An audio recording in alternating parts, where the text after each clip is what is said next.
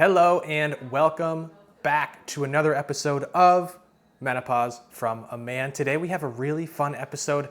This is going to be our first guest on the podcast. She was a speaker at the Midlife Makeover event that we just hosted about a month ago. And we wanted her to lead the pack on our nutrition day just because of how much of an expert she is. Her name is Mareya Ibrahim. You could also know her as Chef Mareya, the Fit Foodie. She thrives on helping people live their best life in their best shape. Now, Mareya is a nationally recognized food and healthy lifestyle expert, and she's frequently sought out as a speaker and MC. She's the host of the Real Dish podcast. I had one episode on there. She is an amazing interviewer, and today she's going to be an amazing guest. She's the author of the #1 release book, Eat Like You Give a Fork, The Real Dish on Eating to Thrive, and is the creator of Fit and Fab Over 40. Sounds like she's going to be a pretty good fit for the day, huh? She's also the founder of the Meal Prep Club and Eat to Thrive programs. Now, Mareya is a trained chef, holistic nutritionist, brain health coach, massive for menopause, both cognitively and related to mood. And she's an author and an award-winning inventor. She was also the signature chef to the New York Times multi-million copy bestseller, The Daniel Plan, 40 Days to a Healthier Life. Her column, The Fit Foodie, has appeared in Edible Orange County Magazine since 2011. And Mareya has contributed to dozens of media outlets, including Oprah.com, US News and World Report, Health and Entrepreneur, and has been on over 200 cooking segments, including The Doctors, Pickler and Ben, HSN, QVC, The Food Network, Live Strong, and 3 seasons of the Emmy-nominated cooking show, Recipe Rehab. Guys, you're gonna love this episode. I wanna tell you where you can find her now because you're gonna wanna find her as soon as you hear her and as soon as we dive into this episode. So you can head right to her site, chefmareya.com, or just search her anywhere on social media. I would say that Instagram is where I love to see her stories and a lot of her content, but you can really find her anywhere, and that is gonna be at Chef Mareya. So everybody, welcome on Chef Mareya. Welcome to Menopause from a Man with your host, Joe Hoye, where my goal is to educate, empower, and equip you with the tools that you need in order to make the second half of your life the best half of your life. If you enjoy this show, make sure you subscribe to catch all future episodes, and please share it with a friend that you think will enjoy it as well. Now on to the show. Mareya, thank you so much for taking the time out of your day to join me on this episode of Menopause from a Man. Welcome in. I'm so happy to be here, Joe. Awesome. So what I want to do today is really explore your experience with entering midlife and everything that comes along with it. So if you don't mind, let's not waste any time. Let's get straight to it and let's show people that #1, this is going to happen to everyone. It is normal, but you can also live an amazing life. So let's hear your story. Yeah, I'll take you back to 2020, the year of the pandemic. Just a little thing that happened in the world. It was February. I had just gotten newly remarried to the love of my life, but really had to like change my life. I moved, uprooted my family. My daughter ended up staying behind and living with my dad. My son was 13 at the time, not a very happy camper in that stage of life. And little did I know that all of the stress of everything that was going on in the world and in my own personal life would put me into a very, very severe, I'll just call it like hell, state of perimenopause. And I wasn't menopausal yet, but I had not really felt the symptoms just come crashing down on me quite like that. And it was everything. It was hot flashes, it was panic, very severe panic and anxiety attacks, so much so that I asked my husband to take me to the hospital a couple of times. Just, physically not feeling good in my own skin, what felt like the menopause, the little tire around my waist. And somebody, I've always been into fitness and stuff, but it just like, I don't know what happened. It just kind of popped up one day. And this flurry of symptoms kind of really crescendoed when I tore my ACL and my meniscus about a month and a half into the pandemic. And I just thought my body's breaking down. Like it's obvious my body, my emotional state, everything is breaking down right now. And that's really when I realized that I was going to have to make a major shift in what I was doing in my habits in order to navigate this phase of my life successfully. Wow. So a lot happened in a very short amount of time. I want to go back on a couple things you said. So most recently, you said that your body just started breaking down everywhere. And Yeah. we understand that that has a direct effect on your mind. So what started happening with your mindset because of everything you were experiencing? I was really feeling inequipped to handle what was coming my way. And again, I'm like I have been in the health and wellness world for over 30 years and I was not equipped to handle my own situation. Because the change seemed to happen so quickly and I was really distraught, I think even more so because I was newly remarried. Like I said, I was a single mom for over 13 years, and all I ever dreamed of was finding this guy and creating this life. I mean, we moved into our dream home. Like so many cool things happened, but I was still miserable. So I knew that it wasn't just like, oh, you should feel thankful. You should feel grateful for what's going on and move on. Like I knew there were hormonal shifts and things going on that I was not feeling supported in or that I could do on my own. And even when I went to the doctor, they were just like, well, you're in menopause. You're in that phase where you're like going into menopause. And I'm like, You but got to that's deal not with it, enough. right? That's just how it goes, Mareya. Yeah. And you'll come out of it eventually. And I just looked at the doctor and was like, I am miserable right now. That's not good enough. And when I wasn't getting the answers from the doctor, you can tell I'm getting like all worked up now because I was so mad that they weren't giving me a real solution. I knew I had to figure out a path on my own. Yeah. And so how did you figure out that path and how did you start equipping yourself to deal with it? Because you said, like you said, you have 30 years of experience inside health and wellness. You knew this was going to happen, but you still didn't have the tools. So where did you find them? Were they Yeah. inside of you already? Were they outside? What did you do? Well, I started with the physical because like I said, I tore my ACL and my meniscus, which really, and I fractured my tibia, all in a freak accident. Like I was playing basketball with my husband and my son. Like it Oh shouldn't no. have all happened. But I know hormonally we become very prone to injury during that transition phase as well.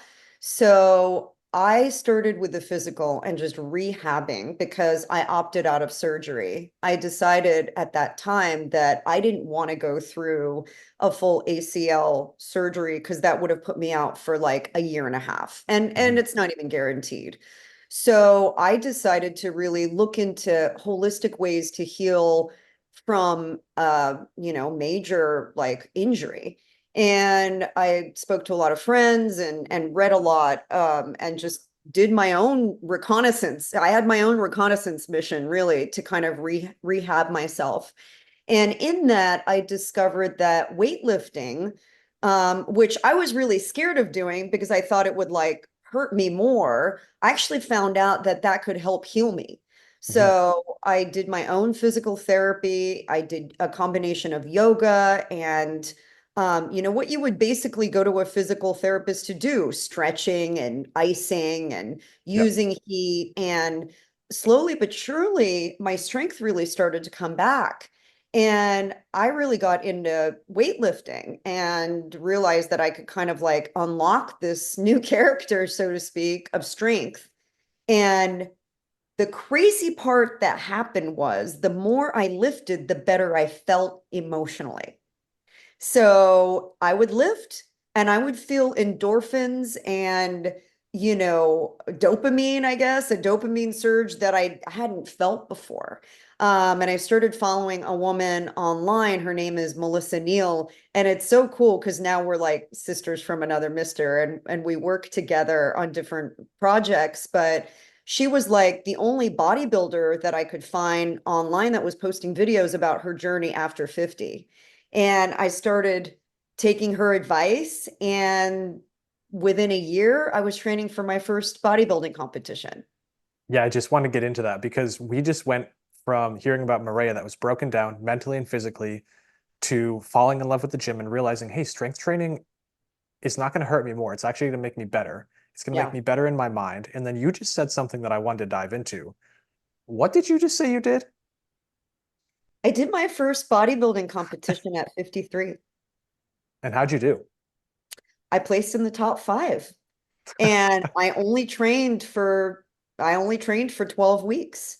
I took the broken, ACL torn, MCL fractured tibia existence and turned it into a stage package. And it was then that I realized that, wow, there is something here. And it's not just any kind of fitness. It's not just any kind of food. It's not just any supplements, but it's a certain formula that when you put them all together, you can really make shift happen in your life. And I just did a competition a month ago and I placed in the top two and three of my categories, and against much, like a much bigger pool of competitors. And what really came together for me is the compound effect, and spending time compounding and improving and strengthening over a period of time what the results look like. That's amazing. So I actually want clarity on this because I didn't realize you've done multiple. So correct me if I'm wrong. Did you had this tibia injury, this calf injury, this ACL injury, and then 12 weeks after that you entered your first competition? It was more like a year of being in the gym. So Okay. that was in 2020. And then I did my first competition in 2022. Because keep in mind, like for 6 months, I could barely walk. Hmm. So it was a really slow recovery just to get to walk normally and then get to the gym. And then once I got to the gym, I spent about 6 to 8 months training and then 12 weeks getting ready for the competition after that. Okay, got it. So it was like rehab the injury, build a foundation, and then Yeah. it's go time and get ready for the competition. Yeah. Yeah. That's And my incredible. trainer was like, this is crazy. I don't advise it, but I'll help you get in the best shape that you can be in. And the difference between even just like, and it's me against me at this point, but the difference between what I showed up on stage with in 2022 versus a month ago is crazy. Like to see the side by side. Like I grew muscle in a way that I never thought was possible in your 50s. In fact, much more muscular now than I ever was in my 20s, 30s, or even 40s. I love that. And so I didn't see those first competition pictures. I saw the ones most recently. And for anyone that hasn't seen them, go to her Instagram and look because you looked amazing. Thank you. Congratulations. Thank you. Um, what made you want to do this again? And what does your training look like? Are you working out 7 days a week? How many days a week are you exercising? So let me start with your first question. The the reason that I decided to go back on the stage is because I am a competitor, Mhm. in business, in fitness, in life. And I just had this pang, like I could do better, if I just put more effort into it, I could do better. And so I did take 2 years in between, and what I found was the journey is really where you just get challenged and you grow.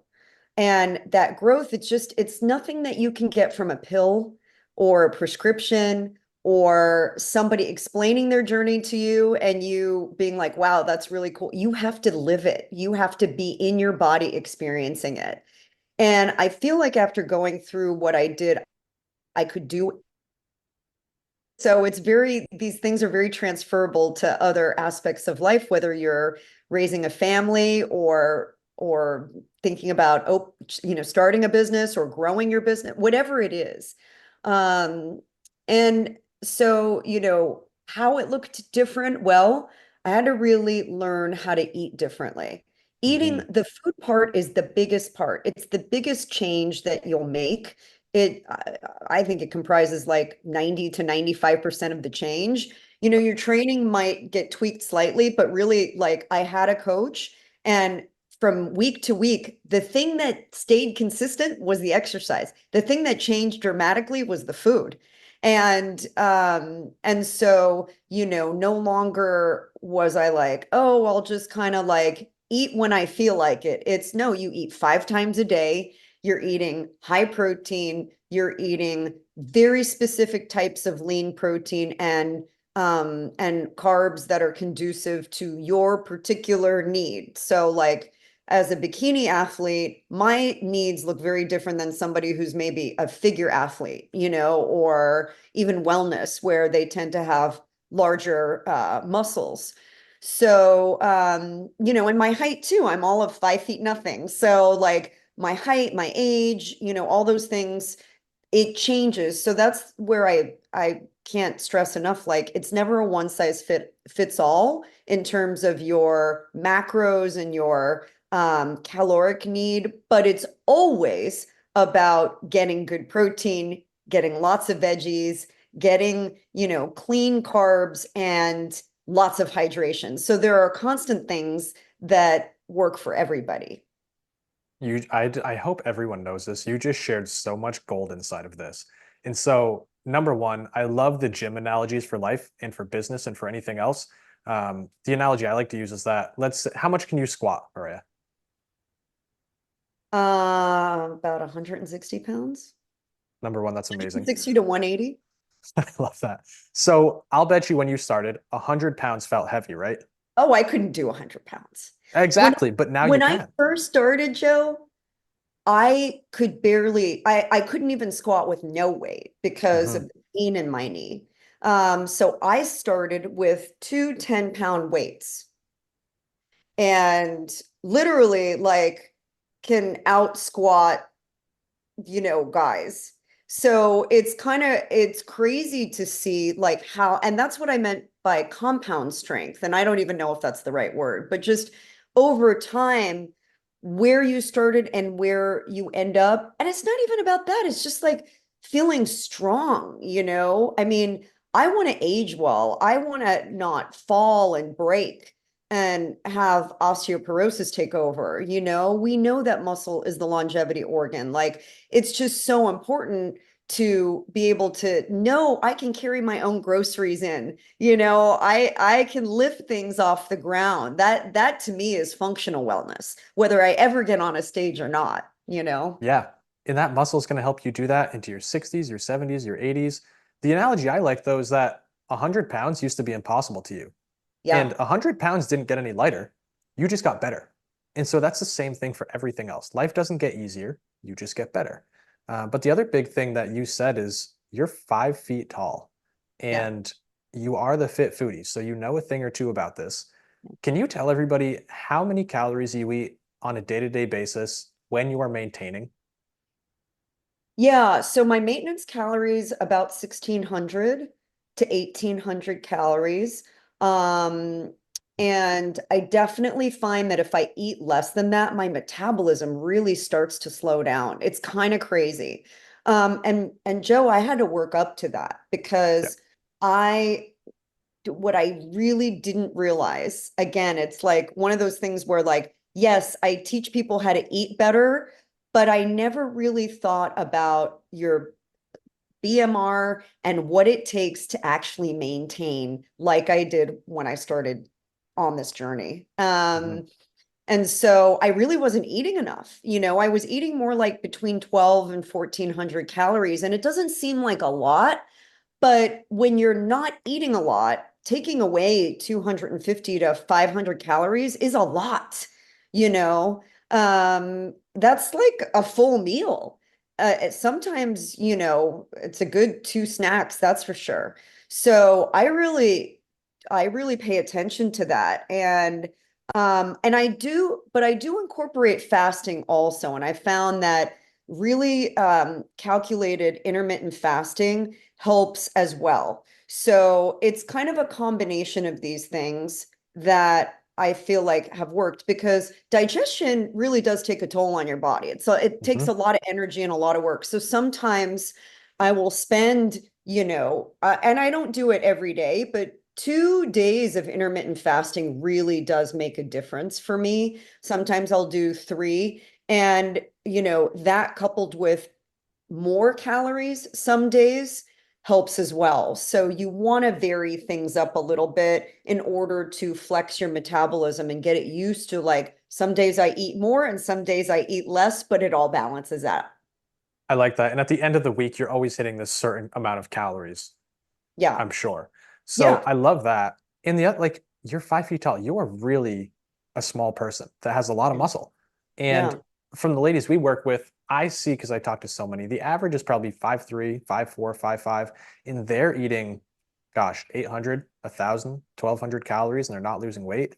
800. Wow. We see it. So like, what is your opinion on that? What do you think about that? I uh, I am a chef. So like for me, the idea of not eating is just horrifying.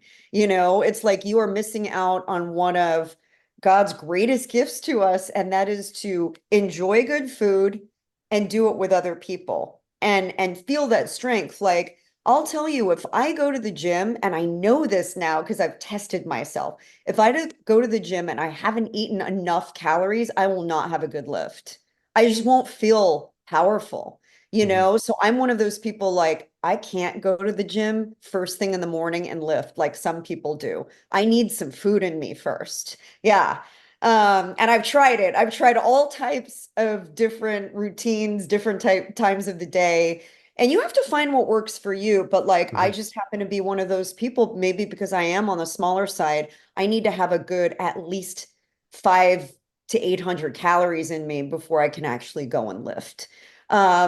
So, I think you have to get used to what works for you. But at the end of the day, like, why miss out on this incredible source of energy?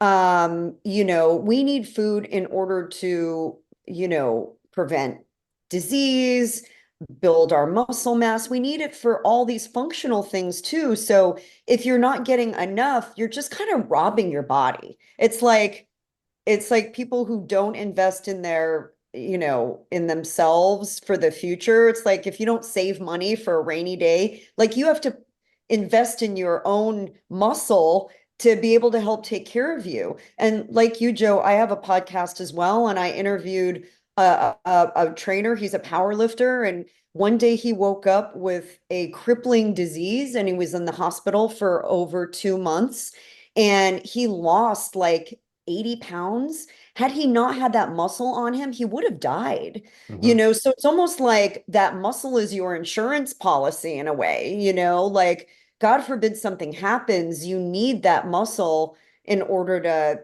keep you breathing. Yeah, That's the people extreme case, but it's true. people really don't get it. Muscle is everything. It's like the oxygen for our calories. It's going to keep us safe. It's going to keep you functional. When you strength train to keep that muscle, you're also building your bones more dense. So that's massive for you ladies in midlife and menopause. Yeah. Um, I couldn't agree more. So I want to kind of wrap this up, Mareya, just by diving into what you're doing these days. Like, what's new? What are you focusing on? How are you helping your community and your clients?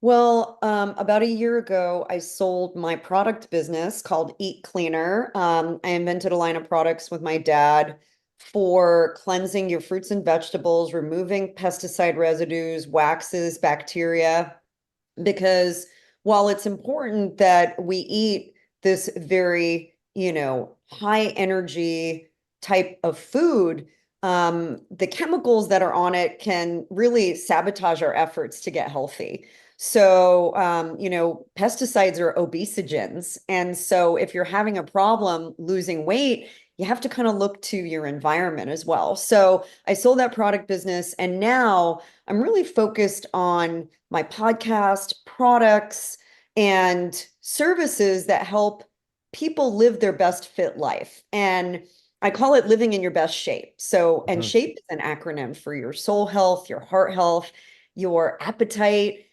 your physical health, and your emotional health, because that really is who we are. It's the whole package. So people can find out more at chefmareya.com. I've got all kinds of fun free resources. And I have a new product that's coming out next month called Superfood Sprinkle. And it's a supercharged antioxidant spice blend that you can use to put on everything. And it helps to what I call elevate your plate. Wow, that's amazing. So I really love the SHAPE acronym because that embodies everything that everyone needs in order to be their best self. Yeah. How did you develop that? Like, can you give us a few of the key aspects of that? Yeah. So, I mean, for a long time, um, I have found that, you know, people that I work with and people that I encounter in the fitness industry often come at fitness from just like being in the gym, you know, and especially for women, we are emotional beings. And I'm not saying guys aren't, but for women, it's just not enough to be fulfilled by your workout. You know, we are complex. We have nurturing needs. We need to feel like our purpose is being served Mm. in order to feel joy in our lives. Our emotional well-being is paramount. So just like I found out, and it was reinforced again, I wouldn't have been able to get through what I got through without my family and my friends and my support system. So shape, I help people get in their best shape, but shape is so much more. It's all of the things that I just mentioned. And for me personally, you know, my faith has been my backbone. It's the cornerstone to my, you know, showing up every day in full living color and feeling like I have a purpose to serve. And I believe wholeheartedly that what I went through is was a learning experience so that I could help empower other people, because I would never want somebody to go through what I went through, not getting answers, feeling terrible in their skin, feeling unworthy, feeling like I wasn't even the same person living in my skin. And there are ways around that. So why not share that love and share the knowledge? I love that. Yeah, and we hear that a lot that women really don't feel like themselves anymore when they start to enter that stage of life. Yeah. And Yeah. so, what would your top, I don't know, two, three, four tips be for someone that's going through that? Like, how can they manage this stage as best as possible? Number one is know you're not alone, and that what you're going through is totally normal. I needed that affirmation. I wasn't getting it, you know. I think this menopause discussion is really just a new initiative. I mean, people are just starting to talk about it openly and not have it be like a weird thing to discuss. So when this first started happening almost 5 years ago, I wasn't finding a lot of it, but Hmm. people like you, so many people that are out there supporting women, you know, plug into a community. It's really important.